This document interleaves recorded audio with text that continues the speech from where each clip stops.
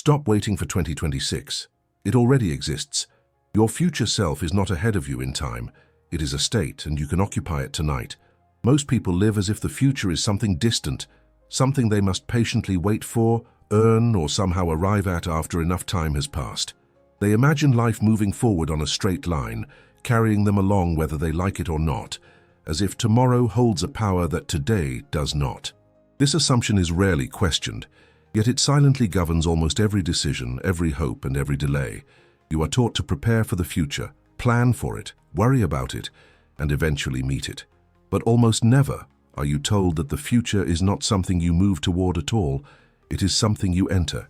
Neville Goddard shattered this conventional understanding with a claim so radical that it still unsettles the rational mind. Creation is already finished. Not partially finished, not unfolding. Finished. Every possible version of you, every outcome, every circumstance already exists as a complete state of consciousness. Nothing new is ever created in time. What changes is not reality itself, but the state you occupy within it. When Neville spoke of imagination, he was not talking about wishful thinking or fantasy. He was pointing to the mechanism by which consciousness selects from what already is. To make this understandable, Neville often used simple analogies, and one of the most powerful is the idea of tuning into a channel. You do not build a television program by turning the dial. The program already exists, broadcasting whether you watch it or not.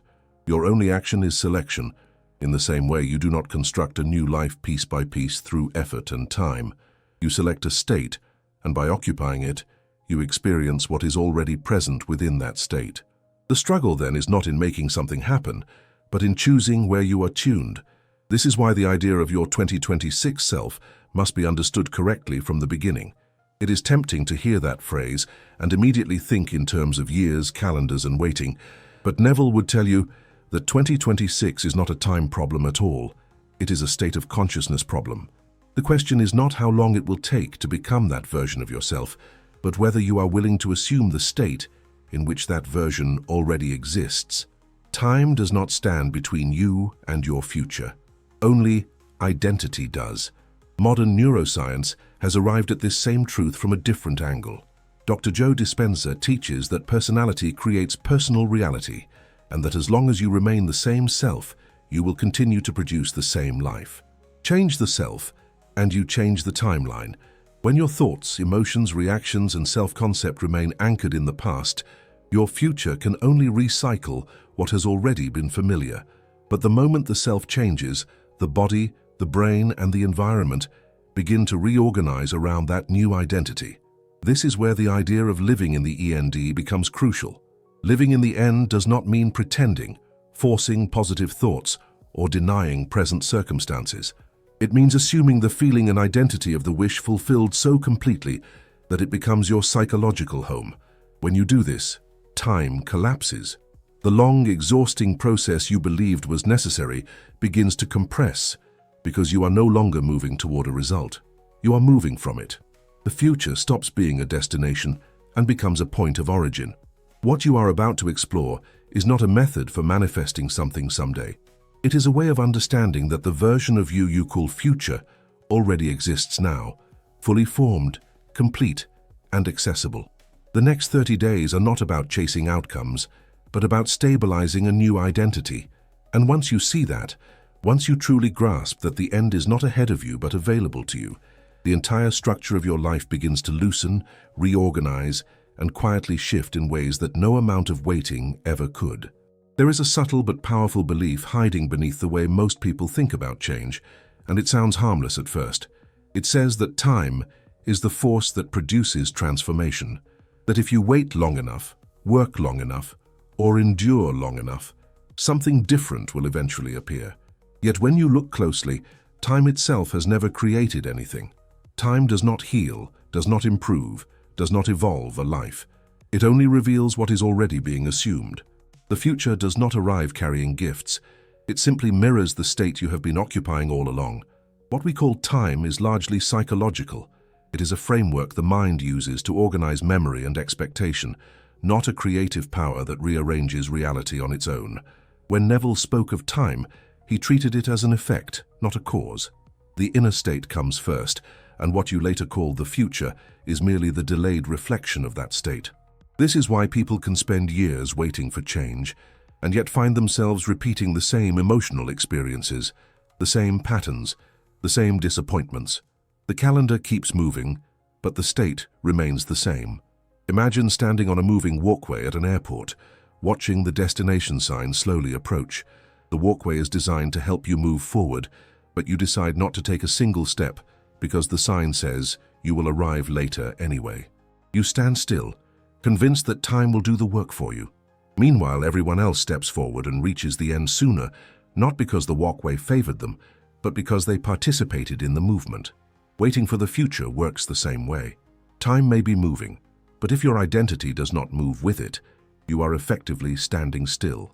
This is how waiting quietly keeps you anchored in the past. When you say, "One day I will be confident," or "eventually things will change," you are unknowingly affirming that your current state is the one you live from now. The future becomes a mental postponement, a place where permission is given to remain the same a little longer. And as long as the self does not change, the so-called future has no choice but to repeat what is already familiar. Here is the disruption that Neville introduced so clearly. If time is not the cause of change, then waiting cannot be the solution. If the future does not create transformation, then postponement is not neutral. It is a decision. It is a decision to remain loyal to the current state while hoping for a different result. And that loyalty, however unconscious, is what keeps the past alive. This leads to a question that cannot be avoided once you see it clearly. If time does not create change, then what does? If the future is not something that fixes your life for you, then where does transformation actually begin?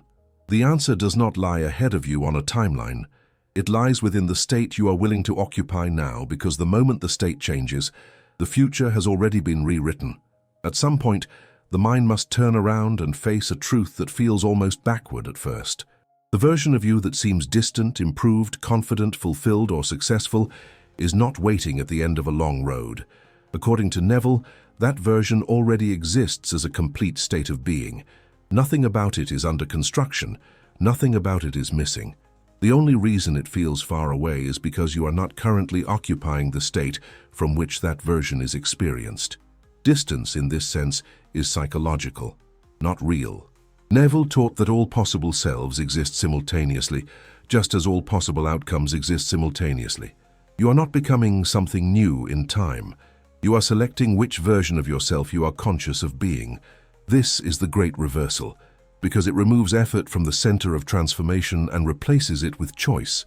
Life stops being a process of gradual construction and becomes an act of selection. What you experience tomorrow is not the result of what you slowly build today, but the result of the state you accept as true now. Think of it as standing before a wardrobe filled with outfits. Each outfit already exists, complete and ready to be worn.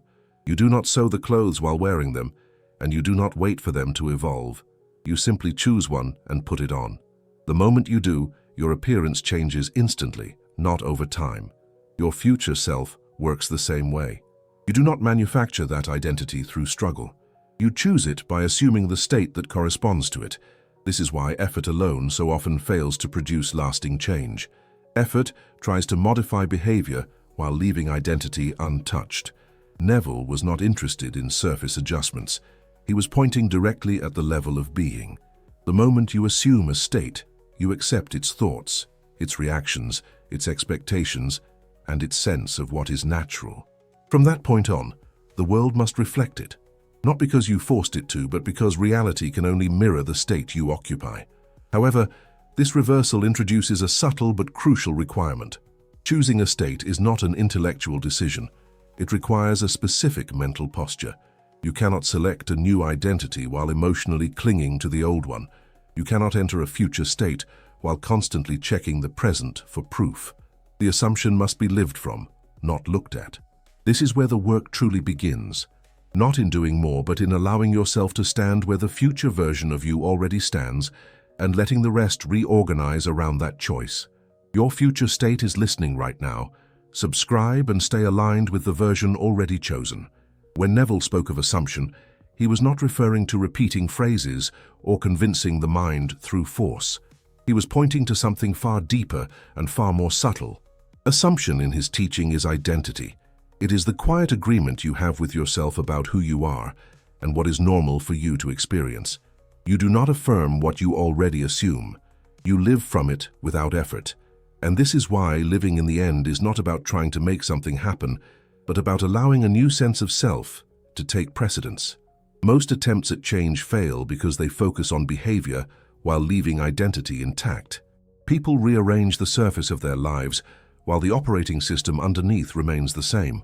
Neville would say that this is like rearranging the apps on your phone while running outdated software. The screen may look different, but the system still produces the same errors. Living in the end is an update at the level of being. It changes how reality processes you, not just how you react to it. When you assume the end, you are not waiting for confirmation. You are no longer asking whether it will work or when it will arrive. Those questions belong to the old state. The new state carries with it a sense of settled expectation, a feeling that this is simply how life is now. This does not always come with excitement or emotional intensity. More often, it arrives as a quiet knowing, a subtle shift in what feels reasonable, possible, and normal. The next 30 days begin to change not because you are trying harder, but because the reference point has moved. Decisions start to come from a different place, reactions soften or disappear. Certain worries lose their emotional charge because they no longer match the identity you are living from. This is not something you force. It unfolds naturally once the state is accepted. Reality, always obedient to consciousness, adjusts itself to reflect the assumption you are carrying. Yet this shift cannot be achieved through strain. Identity does not change through tension. It changes through surrender. Surrender does not mean giving up desire or becoming passive. It means releasing the inner argument that insists on controlling the process. The moment you stop trying to make the end happen and allow yourself to occupy it instead, the struggle dissolves. What follows is not effort, but alignment. And alignment is what rewrites the days ahead without resistance. There is a state of consciousness where effort relaxes and identity becomes fluid. And Neville referred to this as the state akin to sleep. It is not sleep itself, but a threshold where the outer senses quiet down and the inner world becomes more vivid, more influential, and more real. In this state, the critical mind loosens its grip, and what is impressed upon consciousness is accepted without argument. This is why Neville placed such importance on ersatz. It is the doorway through which a new state is entered and made familiar. In SATS, the future self is not imagined as a distant goal, but experienced as a present fact. The body responds to inner experience long before the world does. When you repeatedly touch a future moment in this relaxed state, the nervous system begins to recognize it as known territory. It is like trying on a future memory, wearing it gently until it no longer feels foreign. Over time, the feeling shifts from "this could happen" to "this is how life feels." And when the body accepts something as familiar, the mind stops resisting it. Neville understood that imagination is not a visual exercise alone. It is sensory, emotional, and atmospheric. In SATS, a simple scene, repeated with ease, carries more power than hours of strained visualization. The scene is not used to force an outcome, but to establish identity. You are not watching the future happen. You are participating in it from within. The more natural it feels, the more deeply it is impressed, and the less effort is required to maintain it. Yet even here, resistance can appear. The mind may attempt to interrupt with doubt, distraction, or the urge to check for results. This resistance is not a sign of failure. It is a sign that an unfamiliar identity is being introduced. The old state does not disappear quietly. It questions, compares, and hesitates. But SATS does not argue with the mind. It bypasses it. In this gentle, receptive condition, the new state is absorbed not through persuasion, but through experience. And what is experienced as real in consciousness must eventually express itself as real in the world. The moment a new state begins to take hold, something within you often reacts as if a threat has appeared. This reaction can feel like fear, doubt, nostalgia, or a sudden pull toward old habits and familiar emotions. Neville described this as divided consciousness, the tension that arises when two states compete for dominance. The old self does not vanish simply because a new one is imagined. It resists, not out of malice, but out of familiarity and emotional loyalty to what has been known. Every identity you have lived in leaves an imprint. It becomes comfortable, even when it is painful, because it is predictable. The emotions, reactions, and expectations of the past form a kind of psychological home. When you begin to assume a new state, the old one experiences this as displacement. It is like changing addresses while mail continues to arrive at the former location. The messages, memories, and reactions still show up, not because you belong there, but because that is where they were once directed. This is why inner conflict often intensifies during change. Thoughts arise that question the new identity. Emotions surface that seem to contradict it, and circumstances may temporarily reflect the old state more loudly than before. Neville would say that this is not a signal to retreat, but evidence that movement is occurring. A state that is no longer being fed will attempt to reassert itself, drawing on habit and emotional momentum. Understanding this removes the drama from resistance. You are not being tested or punished. You are witnessing the inertia of a former identity. Divided consciousness resolves itself not through suppression, but through persistence in the new state. As attention and feeling are withdrawn from the old, it loses its grip. If resistance is inevitable when states shift, then movement must still occur. The presence of inner noise does not mean the new state is failing.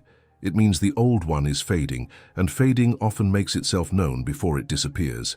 Once a state is assumed with enough consistency to feel natural, the outer world begins to rearrange itself in ways that rarely announce themselves in advance. Neville called this unfolding sequence the bridge of incidents. It is not something you design or manage consciously. It forms automatically as a consequence of state occupancy.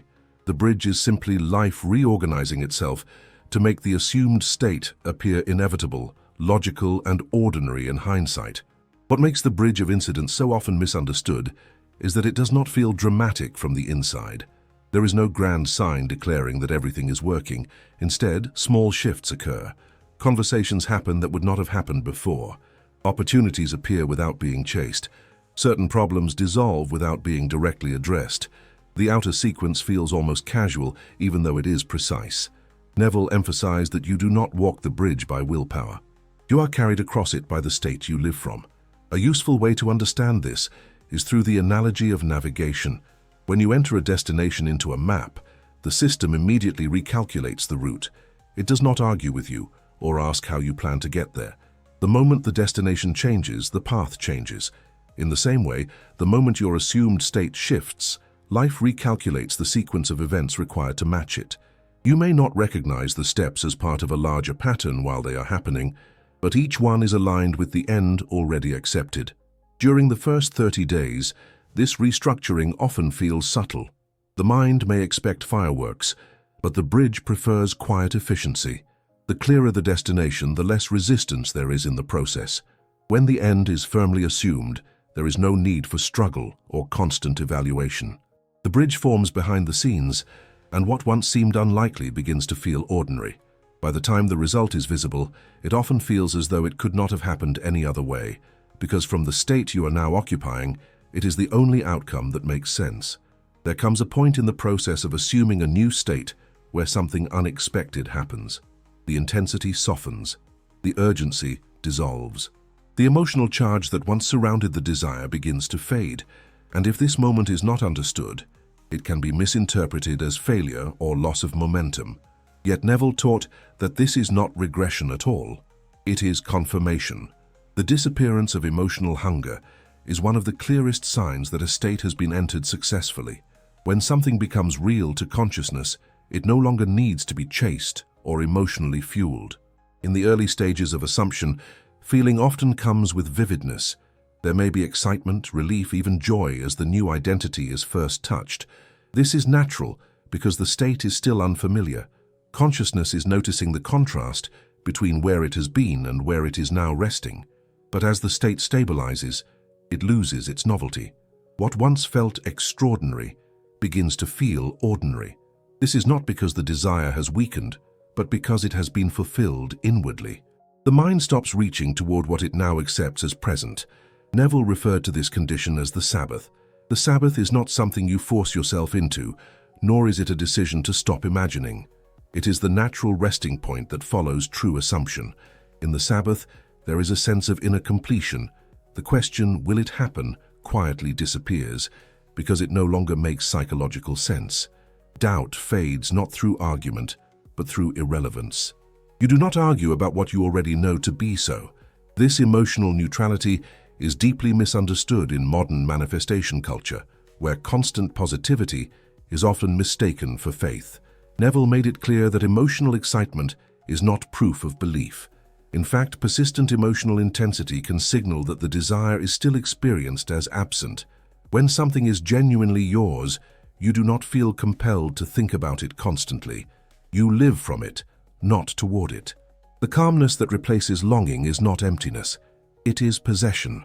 Consider again the analogy of glasses correcting your vision. At first, there is awareness. You notice clarity. You may even feel a sense of amazement that the world looks sharper. But soon the correction becomes background. You stop thinking about seeing clearly because seeing clearly is now normal. You do not celebrate it every moment. You do not question whether your vision will remain corrected tomorrow. You simply see. The new state, once assumed, operates the same way. When it feels natural, it no longer occupies mental space. This naturalness is the true indicator that a timeline has shifted. A timeline does not shift with fireworks. It shifts when identity settles. The inner dialogue changes quietly. Decisions feel different, not because they are calculated differently, but because they come from a different reference point. Reactions that once felt automatic lose their grip. Certain worries no longer arise, and when they do, they feel disconnected, as though they belong to someone else. This is the lived experience of a new state taking root. Importantly, neutrality does not mean passivity or indifference toward life. It means that the emotional charge around becoming has dissolved. You're no longer waiting for permission to relax. You are no longer measuring progress. The absence of constant self-monitoring is itself a sign of alignment. Consciousness has accepted the state as real, and attention is freed to move naturally through life without obsession. This neutrality also opens the door to a deeper realization. When you are no longer preoccupied with getting, you begin to notice being. The sense of self becomes less tied to outcomes and more anchored in presence. Neville hinted that this was not just a manifestation principle, but a spiritual one. The Sabbath is not merely rest from effort, it is rest in identity. It is the recognition that consciousness does not need to strain to create, because creation responds automatically to what is assumed. From this place, the outer world continues to rearrange itself, often with even greater fluidity. There is less resistance because there is less interference. You are no longer trying to direct the bridge of incidents. You are walking across it without questioning each step. Life feels simpler, not because circumstances are perfect, but because you are no longer divided against yourself. When the state feels natural, it has become yours. And what is truly yours does not need to be held tightly. It expresses itself effortlessly, because it is no longer an idea you are entertaining. It is a position you are standing in. That is when the timeline has shifted, not in theory, not in imagination alone, but in lived, embodied reality. As the assumed state settles and life begins to reorganize around it, a subtle shift in understanding takes place. What began as a desire for a different future gradually loosens its grip, and something deeper comes into focus. The goal that once seemed so important starts to feel secondary, not because it has lost value, but because it has served its purpose. Neville often hinted that every desire is a veil, and behind that veil stands a far more profound realization about the nature of the self. When you first imagine a future version of yourself, it appears as something other, something you aim to become. Yet as you occupy the state more fully, the distance between the imaginer and the imagined begins to dissolve. You are no longer reaching toward an identity. You are living from it. At this point, the future self stops feeling like a destination and starts to feel like a revelation. What you called becoming quietly transforms into remembering. Neville referred to this awakening as part of the promise, the realization of I am. The future self does not stand apart from you. It reveals that the same awareness animating your present experience has always been the source of every version of you. Linear identity collapses here. The idea that you move through time as a fixed person, improving little by little, gives way to the understanding that consciousness itself is the constant, and states are what change. An analogy that captures this moment well is the experience of realizing that the author of a story is inside the character all along. The character believes it is subject to the plot, reacting to events, hoping for a better chapter ahead. But when awareness shifts, it becomes clear that the author was never separate. The power to direct the narrative was always present, hidden only by identification with the role being played. In the same way, the future self reveals that the authority you projected into tomorrow has always resided in I am. This realization changes the relationship with goals entirely. Goals are no longer seen as sources of fulfillment, but as lenses through which consciousness explores itself. The desire for change becomes a doorway, not an endpoint. Once the doorway has been crossed, fixation on the door fades. What remains is a quieter, more stable sense of being, one that is less reactive to circumstances and less dependent on outcomes for validation. This does not mean that life becomes passive or ambition disappears. It means that action arises from identity rather than lack. When the self is no longer defined by striving, effort takes on a different quality. It is no longer driven by fear of not having or not being enough. It flows from alignment.